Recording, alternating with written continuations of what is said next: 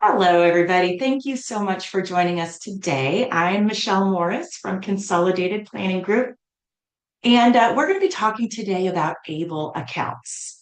We have a great presentation, a lot of helpful information.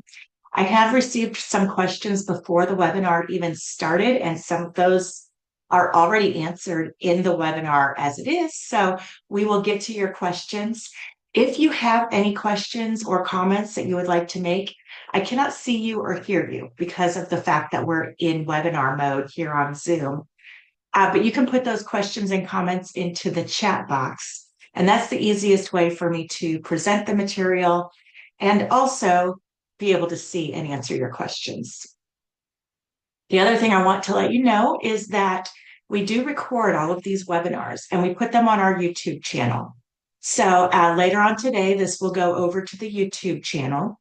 And if you have registered for this webinar, you're going to receive a copy of the slides and a link to that recording. Now, if you're already on our YouTube channel and you're watching this and you didn't have a chance to pre-register, because maybe you're just finding out about us, you could just send us an email, contact@cpgcares.net, and let us know what webinar you want the slides for. We can send those over to you. Okay. So without, dragging it out too much, a little bit about Consolidated Planning Group before we get started. We are located just outside of Houston, Texas, in the Missouri City Sugar Land area. So even though we're located here, we do serve families all across Texas and all across the United States. So if you know somebody who has a loved one in their life with any kind of intellectual or developmental disability, we can certainly help that family as long as they're in the United States. Feel free to share our information, share these webinars, let people know that we're out here because we are ready to help. We've been doing this for over 30 years. So first and foremost, we are a financial planning firm, but we specialize in serving the special needs community. Almost every single one of our clients have a loved one with some kind of intellectual or developmental disability. Not only do we do this, we live and breathe this every day in our work lives, we also live and breathe this every day in our personal lives, because all of the financial advisors here at Consolidated Planning Group have loved ones with needs. We are members of the Special Needs Planning Academy. We are chartered special needs consultants and National Social Security advisors. Again, we have over 30 years of experience with investments and securities, life insurance, any kind of financial planning questions that you might have. We do all of those things. We are fully licensed and certified. It's kind of, if you think of any large financial services company, we do everything that they do, but through the lens of understanding the nuances of planning for someone with a disability. So families come to us for things like lifetime care planning, protection plans. We do a lot about transitions, like when your loved one turns 18 or when they graduate from high school or move out of the home.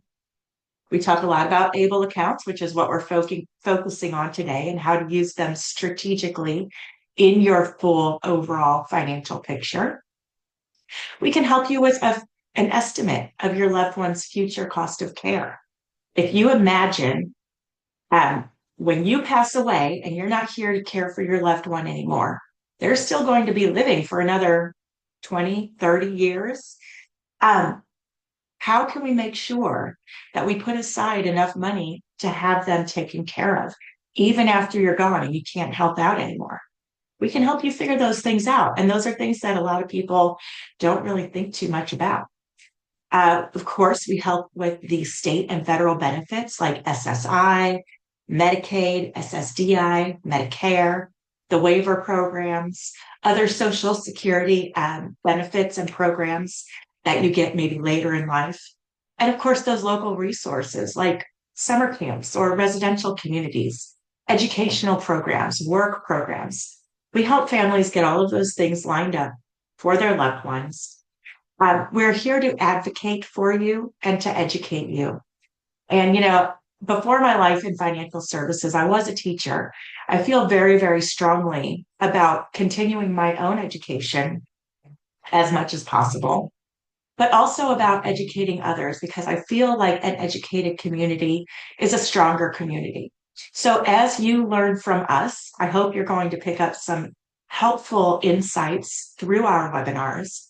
But not only that, you're going to be able to help educate the community, and we're creating a more educated community overall. I love that. I love that we're going to be able to go give meaningful help to our friends and neighbors and not just try to be helpful, but mess things up for them. I do hear that a lot. If you have a well-meaning friend or family member, maybe they'd say something like, oh, well, your child has a disability and my child has a disability. We're on MDCP, so you should be too. Well, they might not know all the regulations of that program and that you don't qualify, or they might not know all of your situation and whether you qualify for what programs. We can help you walk through that, and we can help educate people so that you can just tell them, hey, go to this resource and they can help you. And it's pretty rare. You guys have found the right, I think, the right support for you because we are experts in this. Like I said, we live it at work and in our personal lives. Fewer than 200 financial planning firms across the United States focus on special needs planning the way that we do. There are 263,000 financial advising firms. That's less than 0.1% that truly focus on special needs planning. So you're in the right space. A couple of key concepts, and then we're going to get into the ABLE account and the information that you're here for. And again, I'll advise you to put any questions or comments in the chat box. But we do want to remind you, it's important that you start planning as early as possible. If you give yourself a longer time horizon, you have a longer runway to make small changes that are going to have a larger impact. Whereas if you wait until the end and you try to correct your course, you're not going to be as effective. Right now, no matter how old your child is the right time to start thinking about what is going to happen in their future. What do you want it to look like? Best case scenario. What might it look like? Think about worst case scenarios too. We advise that you plan for the worst, but you hope for the best. You stay optimistic and positive, and when the best happens, you just have more money to leave to your heirs. Think about things like what's going to happen after high school. You don't necessarily just want your child to graduate to the couch or to the iPad or to play video games all day. What does that look like for them? There are great educational options and residential programs. There are work programs that can help train them and help them find employment. But you want to get involved in finding out what's available to you, because let's say you find the perfect residential program and you've just started looking, but it's time for your loved one to go to a residential community. And now you find out they have a 5 to 10 year waiting list. Well, you have to start early. Visit these programs, tour the communities, tour the educational options, see what's going on campus, and if it's a good fit for your loved one, and then get on those waiting lists. Finally, we always say that you should be very, very careful when you're thinking that a sibling is just going to be the greatest answer to who will take care of your child once you're gone.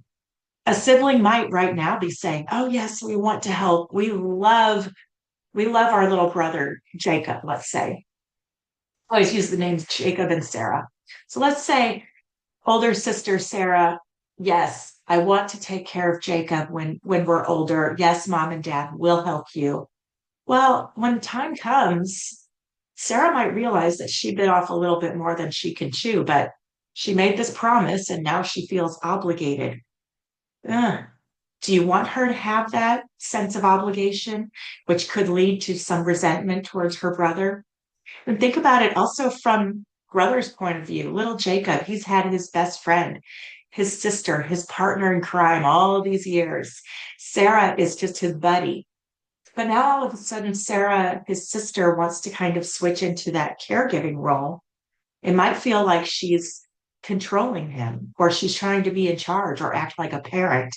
And that can create some resentment and some pushback on his side as well. So just be really careful with that scenario. It can be fantastic and exactly the right thing for your family, or it can be the wrong thing for your family. Just weigh that carefully. So today, when we're talking about the ABLE account, we're going to be talking about what is this ABLE account? Who can have it? How does it work and what can it pay for? And then what makes it different from other financial vehicles that we can have for our loved ones, like the Special Needs Trust? And again, put your comments and questions in the chat box. You will receive these slides and a link to the recording of this presentation in your email later on today if you have registered. So here's a quick overview before we dive deep into ABLE accounts and what they are. First of all, an ABLE account is a tax-advantaged savings program. It is very, very similar to a 529 college savings plan. This is a different section of that same 529 tax code. The 529 college savings plan, that's a 529C. The ABLE account is a 529A. So they're a little bit different. The educational savings or college savings account can only be used to spend money on educational expenses. It can be tuition, room and board, books and educational supplies, things like that. The ABLE account, ABLE stands for Achieving a Better Life Experience. The money that you put into the ABLE account does not have the restriction that it can only be used for educational items. The ABLE account can be used for anything that can help achieve a better life experience for an individual with a disability. Now, what happens is the beneficiary is the account owner. But even though they're the owner, this account has no impact on their SSI benefits or Medicaid, as long as you follow the rules in terms of how much money you can put into the account. So for right now, you cannot have more than $100,000 total in the ABLE account. That is the point at which you would lose out on SSI benefits. Now, these are interest-bearing accounts. The money buys mutual funds. Those funds grow and earn interest. The interest income on these accounts is not taxed. So that's one huge benefit to having an ABLE account, is that it's not taxed. The second huge benefit is that fact that it doesn't jeopardize any of their SSI benefits or Medicaid. Another cool thing, you can roll these over pretty easily. If you already have a college savings account and you are thinking, well, maybe my child won't be going to college after all. Maybe they're just going to stay at home or go to a residential community. Well, you can roll over money from the college account to the ABLE and then spend it on whatever you need. Now, there are some drawbacks, of course. Everything has pros and cons. One of the drawbacks is that states might be able to claim reimbursement for some of the funds in the ABLE account when the beneficiary or account donor passes away. We're going to get into that and how that all works and dive deep into ABLE accounts. So here's some details about contributions and eligibility rules. So first of all, the new thing for 2026 is that they raised the age limit and they made 20 years worth of people able to get ABLE accounts now.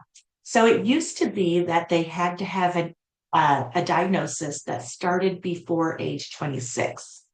So in January, they changed that rule to say that you have to have a disability that began before age 46. So if you may have someone who has missed out on an ABLE account before because they didn't get diagnosed until maybe they were 30 years old, now they are eligible and they can get an ABLE account. For 2026, you can add $20,000 to the ABLE account. And that money can come from all sources: beneficiary, the family members, a trust, an inheritance, the 529 rollover, wherever this money comes from. You can put $20,000 into your person's account. Now, I'm not saying that mom can put in 20,000 and grandpa can put in 20,000 and Aunt Sylvia can put in 20,000. No, that's not how it works. Each person's individual account can have 20,000 added to it in 2026. That number changes a little bit each year, and we keep updated on those numbers. If you want to know what it changes to next year, we'll be able to let you know.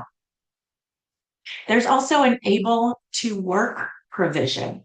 So this is what this says is that if you have an ABLE account and you're working, you can put in more money than that $20,000 limit. However much you earn at work, you can add to the ABLE account up to $15,650. So whatever your earned income is up to that limit, you can add on to the $20,000 in your ABLE account.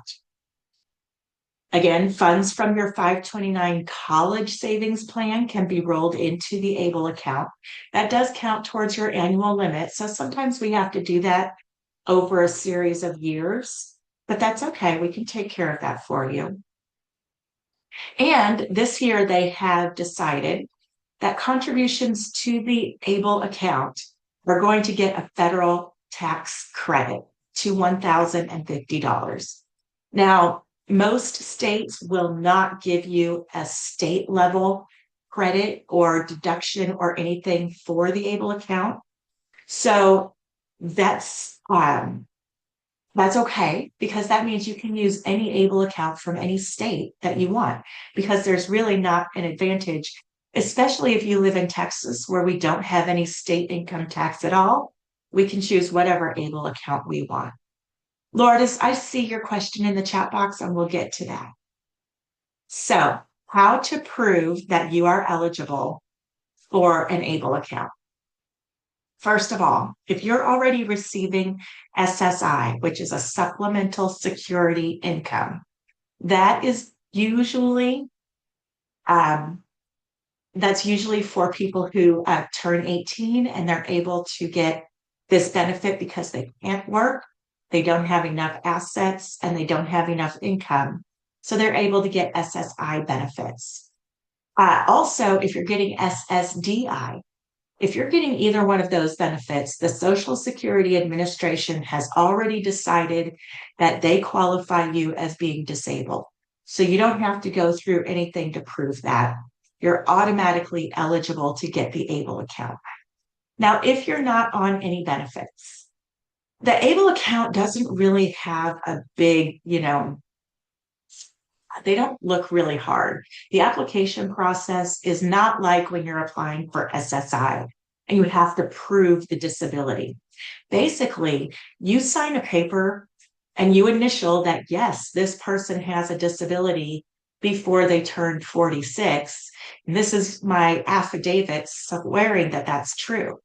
Now, it would be really good to have a disability certification from your doctor to prove that in case you ever get audited. That's me knocking on wood so that none of our clients ever get audited. But really, all you have to have is a diagnosis for the ABLE account. It's not very stringent, but you do want to make sure that you have proof, because if you get audited, there could be some big penalties. Okay, so I hope that answers your question, because the question was, what is the definition of disability to qualify? And does ADHD count? as long as you can get a disability certification form from your physician. Okay. Or if you're already proven eligible. So you're welcome. So, what can you use the money that's in the ABLE account to pay for? Really, there's no restrictions. It's very, very little restriction. Let's be honest here. Because if you say that whatever you're paying for helped the beneficiary's health, independence, or quality of life, you helped them achieve a better living experience, you can use the money from the ABLE account to pay for that item. It could be rent, housing, groceries, property tax, utilities, any of that. Those are usually items that you should not pay for using a special needs trust. And we're going to get into that a little bit deeper, the difference between the ABLE account and the special needs trust. But if you use the ABLE account to pay for housing items, that is perfectly fine. It will not impact the SSI benefits. You can use it for car payments or gas or Uber or train tickets or flight, any kind of travel or transportation needs, health needs, therapies, basic living stuff, um, clothing, toiletries, computers, cars, you know, anything that they need to have a better life. You can use it to pay for education. Um, but again, you don't have to. You can use it to pay for financial and legal services. So, for example, if you have some money set aside in an ABLE account and you decided to hire an attorney to do your special needs trust paperwork, or maybe you decide to hire a financial advisor to help you put together a plan for your family, you can use the ABLE account to pay for those things. How do you open an ABLE account?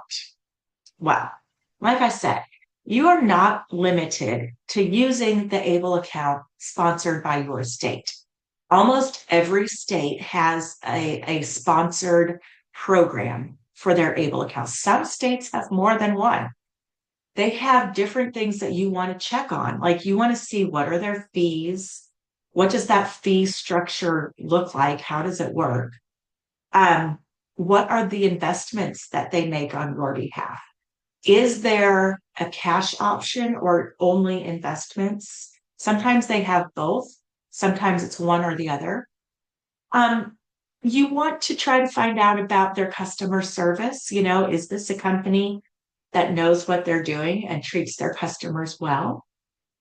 How long has their ABLE account program been around? How long has that company been doing ABLE accounts? You might want to find out, do they allow you to have a debit card? Or, how does it link to the bank account? What does that look like? Now, because there are so many different ABLE account programs, it's really hard for me to say one is better than the other specifically. If we say, hey, we're in Montana, how is the Montana ABLE account? I don't know. That's a little bit too specific for me. I do know that there are some that are really great and some not so much.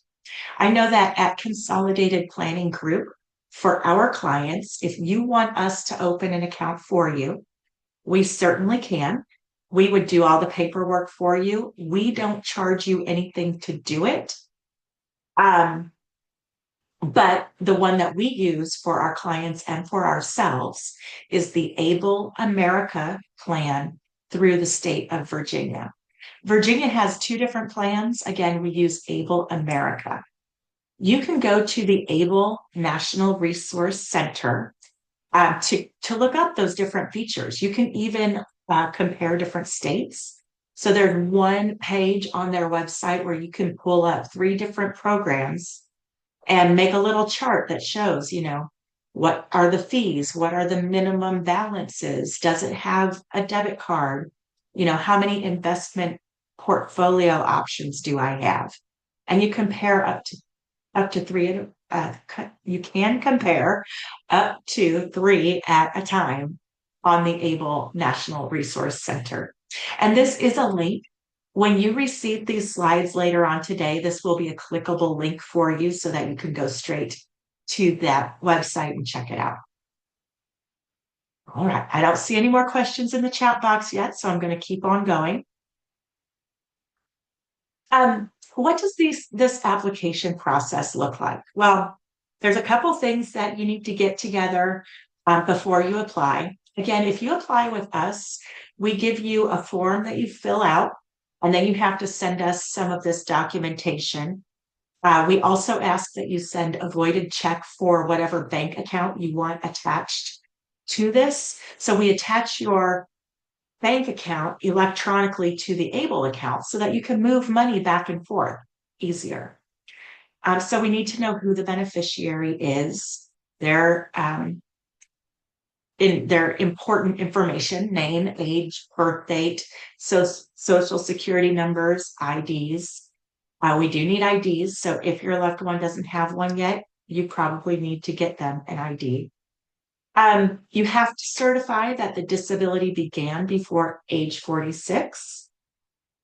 You need to decide if you want to be their legal representative on this account. That means that if your child or young adult needs help managing their money, you can sign up to be their representative payee with Social Security. This kind of goes hand in hand with that. If they need your help on this account, then you're also going to need to provide your IDs and driver's licenses, social security numbers, and things like that to be able to be on the account with your loved one. And again, we need a voided check because it's typically tied to your regular checking account so that the money can be transferred each way. And if you don't have checks for your bank account, we can use a letter that shows the routing number and account number, or a bank statement that shows that information. So I want to talk a little bit about the money, where it goes, how this works.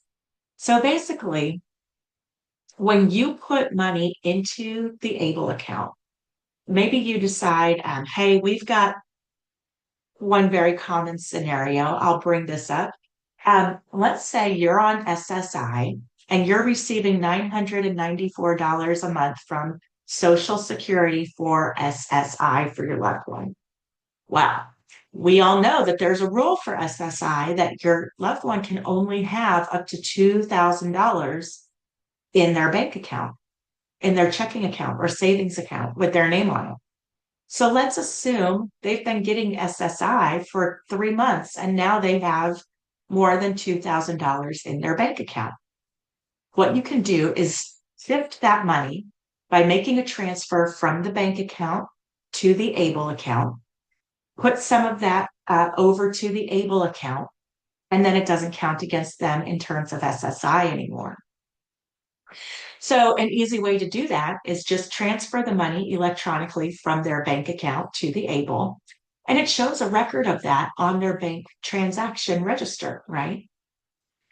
Now, when you need to spend more money, let's say you want to purchase your loved one a computer. So you want to pull some money out of their ABLE account and spend that. How do you do that? Well, we have found through our years of experience and through working with many, many clients on this, we've found that one of the easiest ways to do it is you just transfer the money from the ABLE account back into that checking account and use the checking account to pay for the computer or whatever it is you need. That way, you have on their bank transaction record where the money came in from SSI, where it left the bank account to go into the ABLE account. You can see where it came back from the ABLE account and went to pay for the computer, and that the bank account remained under $2,000, except for that little, chunk of money you put over there and then got rid of immediately. So I don't know why my computer's been doing something weird. I'm fixing it right now. It's an easy fix. So if you have that transaction record and you get audited, all you need to do is say, okay, well, here's a bank statement that shows where all the money went, where it came from. You don't have to do much work for that audit if you have that easy bank statement. And that answers the question that I see in the chat box. Do we need to save receipts for the expenses where we spent money from the ABLE account? That bank transaction record could just act as your receipt. So I think that makes things really easy for you. Okay, so when you put money into the ABLE, it doesn't just sit there like in a bank account or a savings account. It actually can go into a high yield savings account, or it can be invested in mutual funds, things like that. So typically, your money goes in, they take a fee off the top and invest the rest of that money. You get sometimes to choose how you want it held. Do you want it in cash? That's safer, but it's not going to gain interest. And that interest is one of the big perks of having an ABLE account, but at least it won't lose any money if the stock market drops. You could also put it into an investment option where the money goes to purchase mutual funds, and you can choose your level of risk. You can still have it purchasing mutual funds, but stay conservative, or you can choose to be a little bit more aggressive with that money. So it would grow faster. And that's better for when you're thinking longer term goals, like if you want to buy a home in the future or pay for a modified vehicle like a van or something like that in the future. And you can change if you think at first, oh, I want my money to be super conservative. And then you realize, oh, maybe I want to take a little bit more risk. We can certainly change that for you. So as that money buys mutual funds, those mutual funds earn income that builds wealth in your account. That money that grows is 100% tax-free as long as it goes to support your individual. You don't even get a 1099 form or anything like that. You don't have to worry about filing taxes on it. And even if you do, it's just asking really how much is in there. And if you've pulled anything out, they're going to ask, how much of that did you spend on your child? You just say, okay, well, we have 4,000 in our ABLE account. We took $1,000 out throughout the year. We spent all of that $1,000 on our child. And that's pretty much all you're going to say on your tax return. And then once again, if you get audited, you just show them the bank transaction and it's all good.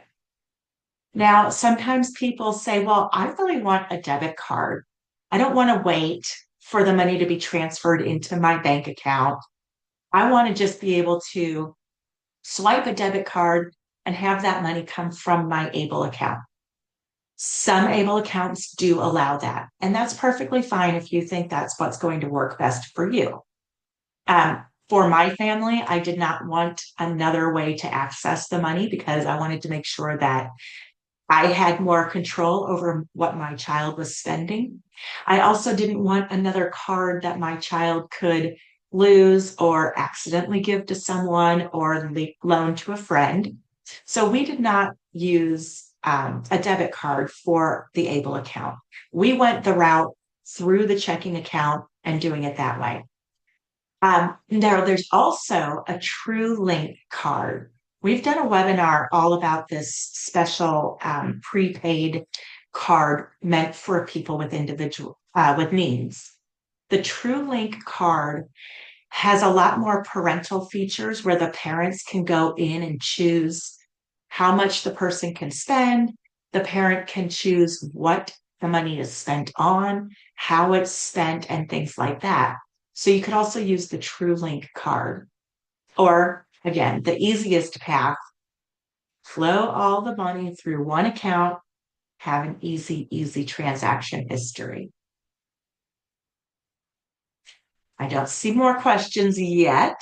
So let's talk a little bit about that special needs trust. People want to often ask, do I have to have both?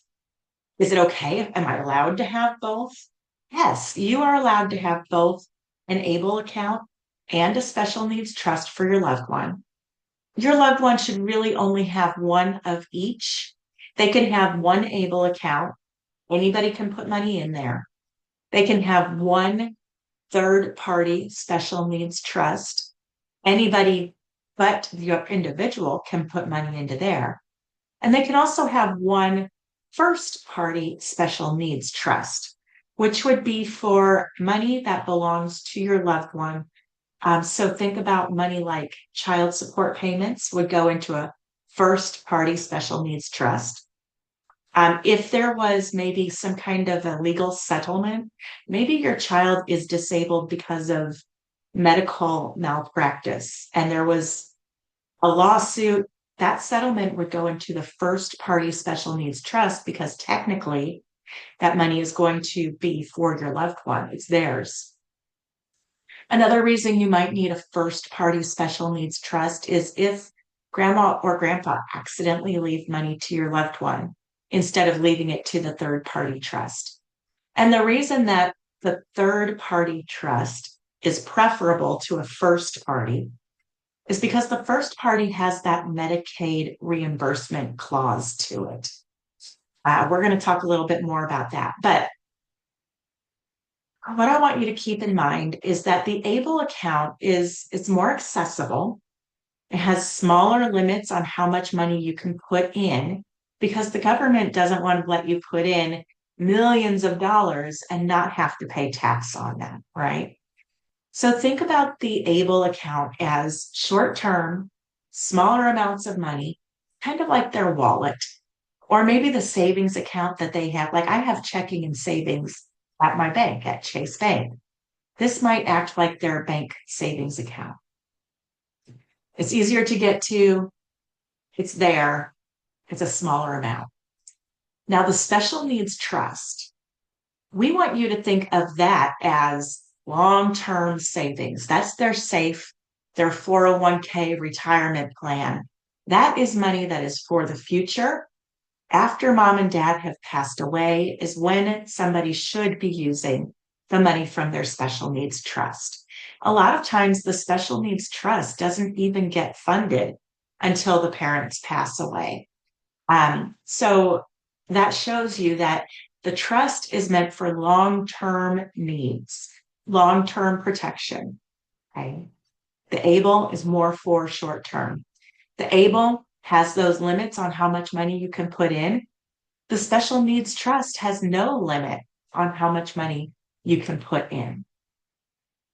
This next slide is going to help, I think, explain this a little bit more clearly. What are the main differences between the ABLE account and the third party special needs trust?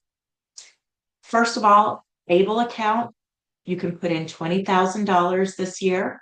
You should never let that amount go above $100,000. The special needs trust has an unlimited amount of money. As long as you stay within the $100,000 limit, that ABLE account will have no impact on SSI or Medicaid benefits. The special needs trust never has an impact on SSI or Medicaid. Now, your ABLE account gets funded with cash. You contribute to the account by putting cash in there. The special needs trust can hold any kind of asset. You can put in 401k funds, life insurance money, even property. Now, it's better if you can put money that is after tax into the special needs trust because you don't want to give your loved one a big tax bill. But regardless, you can put any asset type into the special needs trust. The ABLE account is controlled by the beneficiary, and usually their parents help them with that. The special needs trust has to be controlled by a trustee. That is a legal requirement of having the special needs trust. As a matter of fact, since we're talking about legal requirements, the ABLE account can be set up by the parents or by consolidated planning group. The special needs trust has to be set up by an attorney.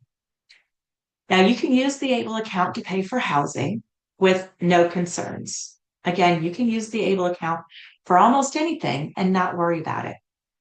When it comes to the special needs trust, if your loved one is still receiving SSI benefits, that's that supplemental security income that they should get starting at age 18. That amount is usually $994 a month. But if your loved one is not using any of that money to pay for housing, they're going to assume that they're getting a gift and they don't need it. Or if you're using money from the special needs trust, they say, oh, well, you don't need all that. So we're going to cut your amount of SSI down by 1/3. And that's why you should not use the special needs trust for housing if your loved one is still on SSI. The ABLE account is tax advantaged. The income that grows in that account because of the mutual funds, the investment portion is not taxed at all. Now, the income and gains in a special needs trust, those are taxable and they are taxed at trust rates, which is typically higher than normal tax rates. The ABLE account is subject to a Medicaid reimbursement. What that means is sometimes if there's money left in the ABLE account after your loved one passes away, Medicaid can come back and claim reimbursement for those funds that they've paid to help take care of your loved one. Now, there are rules and restrictions. We're going to dive into that in a moment. But this third party special needs trust does not have that payback provision. So if there's, your loved one goes through life and they're using their special needs trust, they pass away, and let's say there's $500,000 left over in their special needs trust. That money would go to a beneficiary, like a sibling or someone else, or, you can donate it to an organization or a community, whatever you want to do with that money. And Medicaid cannot come back and reclaim anything.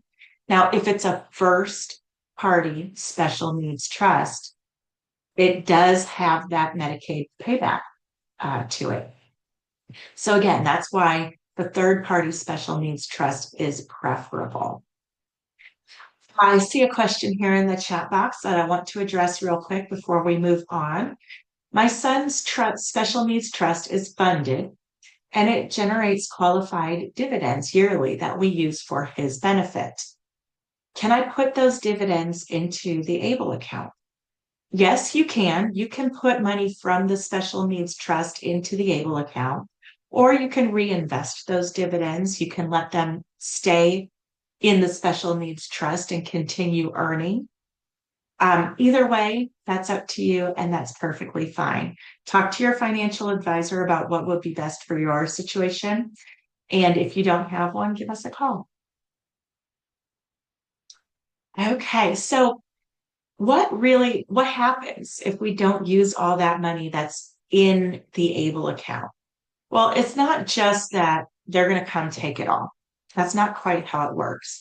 And people have mixed feelings about this because some people say, well, throughout Jacob's life, Medicaid has paid for transportation and therapies. The waiver helped pay for his housing. That was probably $50,000 every year. And there's only $5,000 left in his ABLE account. So I don't really care if Medicaid comes back and takes that $5,000. Some people say, I would never open an ABLE account because I don't want the government to have any money from my loved one. And sometimes people are kind of in between and they say, well, we'll just play the game. We'll just use the ABLE account. And if we realize that maybe my son's health is deteriorating, we'll pull the money out of the ABLE account first and make sure that when he passes, there's not too much left in there. So it depends how you want to look at these things. But let's take a look at how the government looks at it, right? Before the state can take any of that money,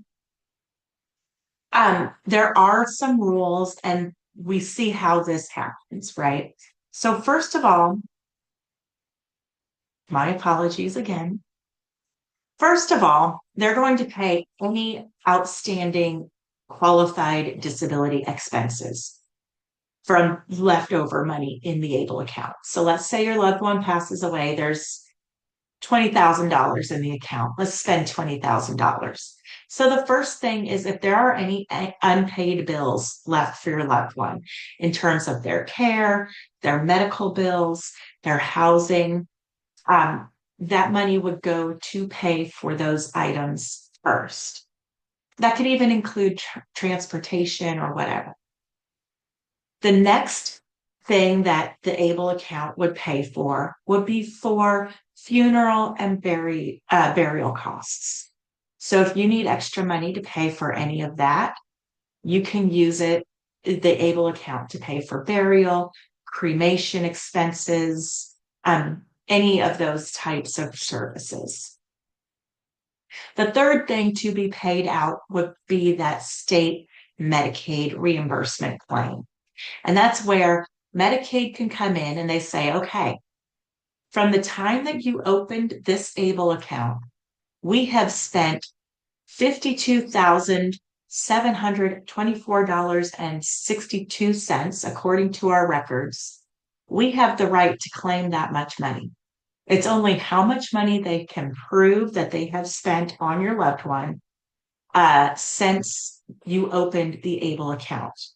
Okay, so if they have that record, that's how much they can get.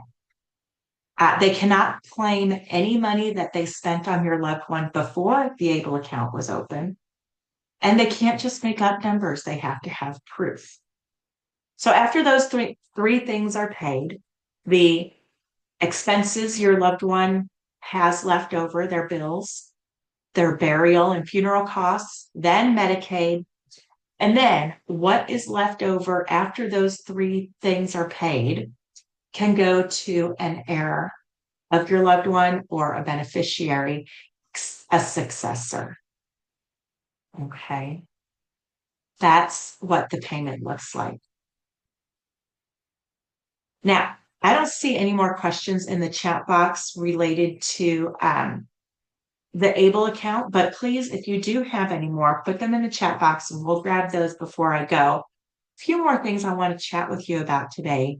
You know, at Consolidated Planning Group, we help people answer questions about planning for the future for their loved ones every single day.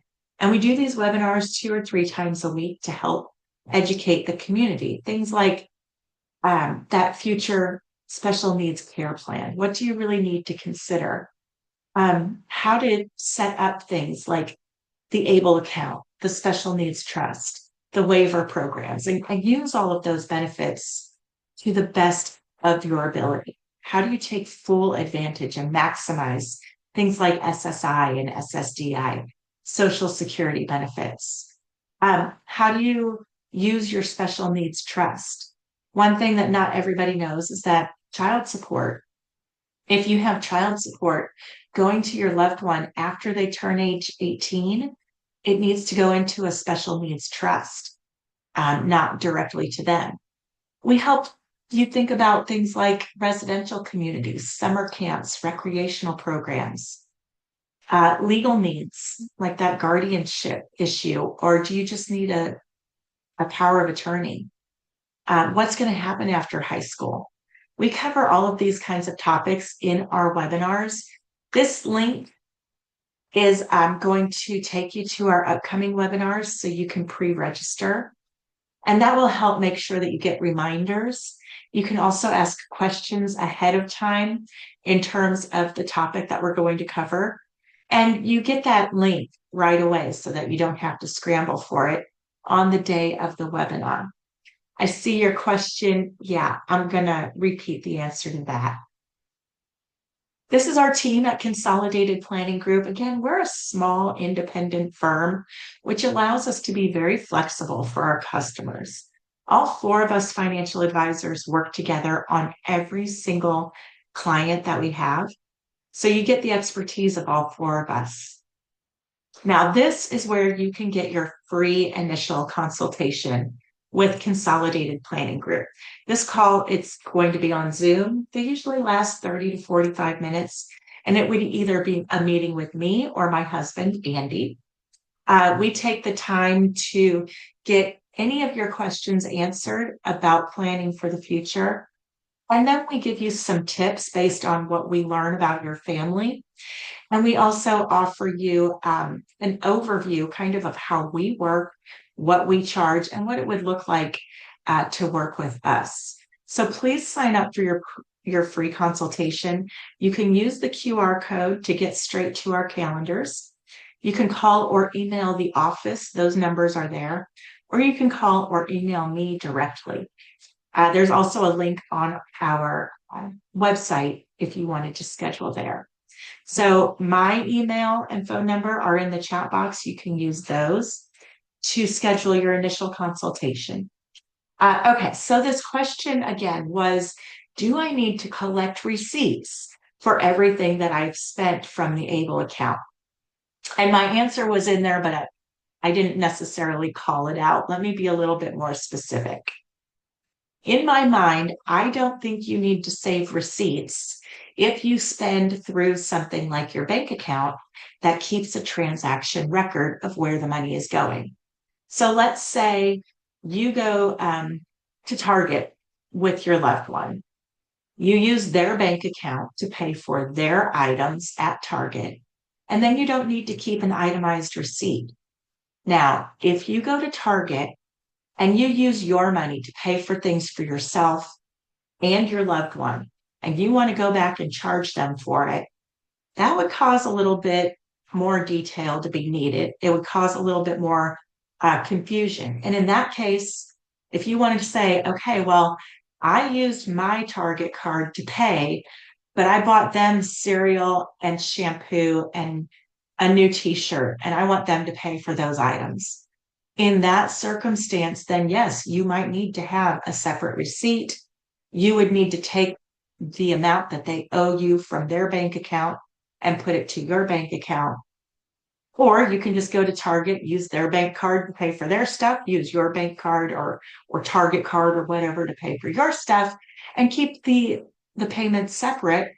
That way, if you get audited and someone asks for receipts, you just show them that bank transaction record and say, this trip to Target, we always make sure that little Jacob only pays for his items when we go to Target. He does not pay for anything for anyone else. This was all for him.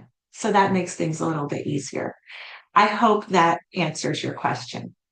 If you do open up an ABLE account for your loved one, and then you say, I don't really see the benefit of this, I don't really need it, you can go ahead and close out that account. Now, I would make sure that you hang on to it for long enough to make sure that you don't need it, because where we see people really needing it is, oh my gosh, we didn't spend enough money out of Jacob's bank account last month, and now he just got his SSI payment and it put him over $2,000. What do we do?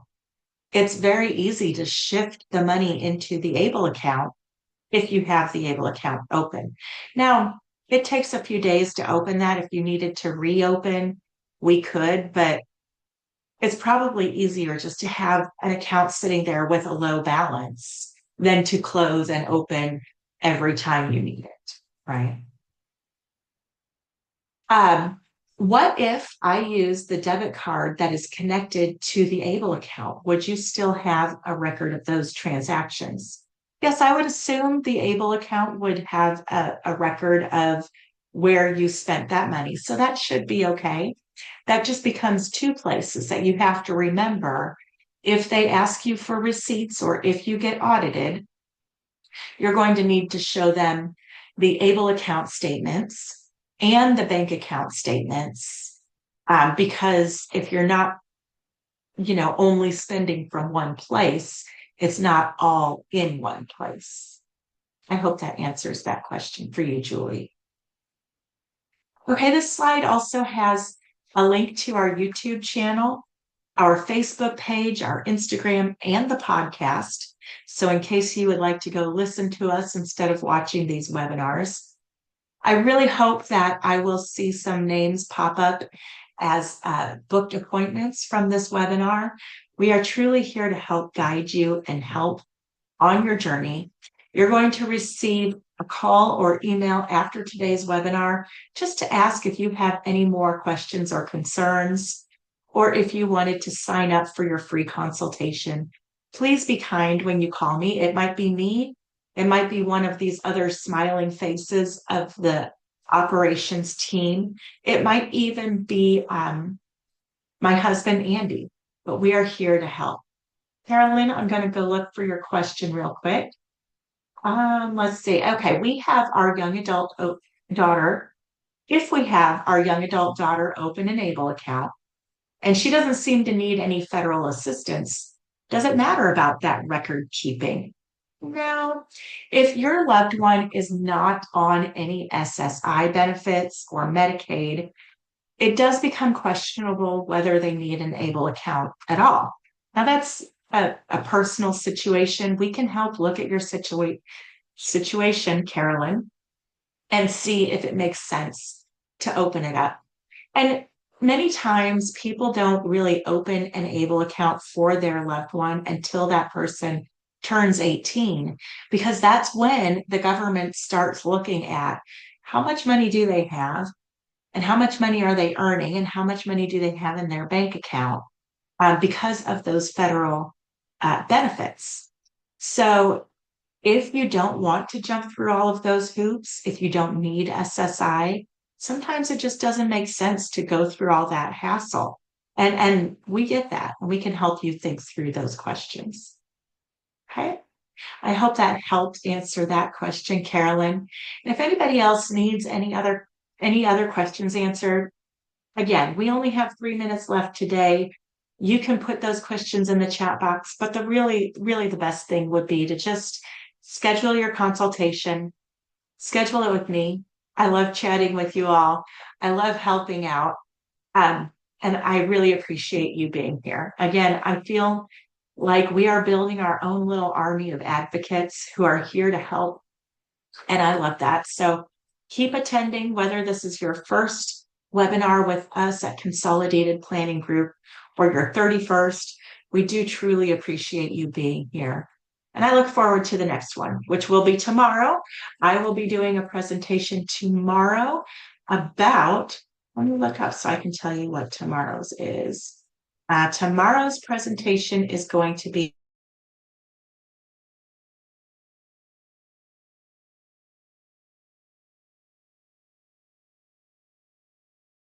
the letter of intent. One last question, and then I'm going to go. Bertha wants to know, if our SDI is more than $2,000, will we lose Medicaid? This one is a little more nuanced. Bertha, I would say schedule a call with us so we can know exactly what's going on. But in general, no. Having SSDI, RSDI, or a childhood disability or DAC, having that money be over $2,000 a month or over the substantial gainful amount will not cause your loved one to lose benefits because of something called the Pickle Amendment. So we can talk you through that. I'd be happy to help with that. We'll see you tomorrow, everybody. I hope you have a fantastic afternoon and reach out to us if there's anything we can do to help. Have a great day. Bye-bye.